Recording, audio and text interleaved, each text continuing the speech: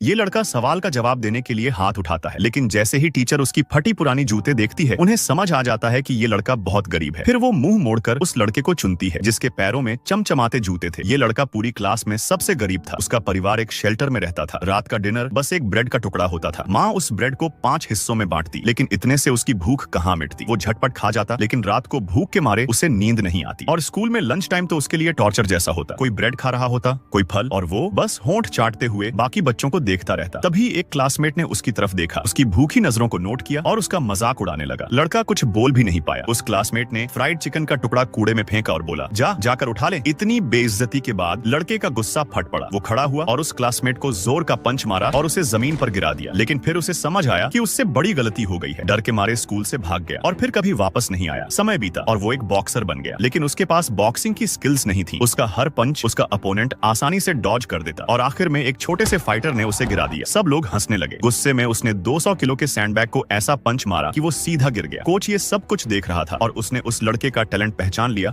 और फैसला किया कि वो उसे ट्रेन करेगा। फिर शुरू हुआ असली ट्रेनिंग। फुटवर्क के लिए रोप जंपिंग और पंच की स्पीड बढ़ाने के लिए फास्ट बॉल ट्रेनिंग। कुछ महीनों में जब वो फिर से रिंग में उतरा, उसने अपने अपोनेंट को एक ही पंच में गिरा दिया। अब उसका सपना था वर्ल्ड बॉक्सिंग चैंपियन बनना। कोच सिर्फ मुस्कुरा रहा था। किसी ने सोचा भी नहीं था कि सिर्फ 1 साल में ये लड़का प्रोफेशनल बॉक्सर बन जाएगा। उसने लगातार 36 फाइट्स जीती। अब वो सच में चैंपियन बन चुका था। लेकिन फिर एक दिन उसने देखा मोहम्मद अली उसे टीवी में चिढ़ा रहे हैं। गुस्से में आकर उसने अली को फाइट के लिए चैलेंज कर दिया। फाइट शुरू हुई। अली ने अपने तेज फुटवर्क से उसे थका दिया और 8वें राउंड में एक ओपनिंग देखकर जोर का पंच मारा और उसे नॉकआउट कर दिया। और वो मोहम्मद अली से हार जाता है। उस हार के बाद वो डिप्रेशन में चला गया।